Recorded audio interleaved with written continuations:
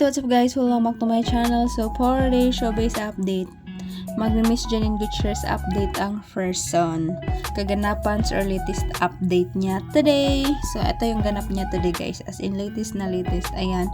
With her glam team. So ayan nakatag si Chi Aquino, Anthea Bueno, then nakatag din si Janine sa post na yan. Then ayan, parang may ganaps na naman siya napasabog na dapat abangan guys. So of course, masishare niya yan soon. Then ito naman is ayan, behind the scene.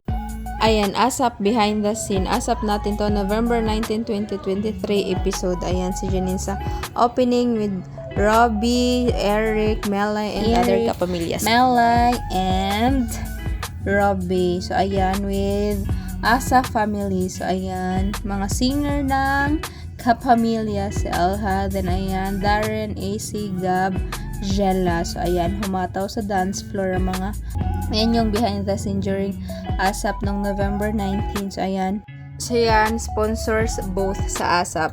So, ayan, kamis din yung madaming sponsors area dati. So, ayan, Miss Darla wearing Britney shirt dahil alam niyang, di natin alam kung ano alam niya. Brad gagaling. So, wala, share ko lang sa inyo na bukas ipapalabas. Abangan natin yun. Hashtag Pasko ang pinakamagandang kwento. Ayan, favorite gawin ni Ate Reg kapag break or my waiting. So, guys, bukas na po ipapalabas yung ABS-CBN Christmas Station ID 2023. Bukas ng gabi after TV Patrol. So, ayan, favorite. Then, by the way guys, gusto ko lang din i-congratulate si Miss Janine Gutierrez para sa kanyang new nomination. Ayan, Most Outstanding Actress in Drama Series nominee, Janine Gutierrez, Dirty Linen. So ayan, congratulations Janine Gutierrez. So kaka-receive niya lang ng award from Edis Award. So ayan, then si Pao din guys, nominado din. Ayan, Most Outstanding Actor in Drama Series nominee, Paula Ablino din lang.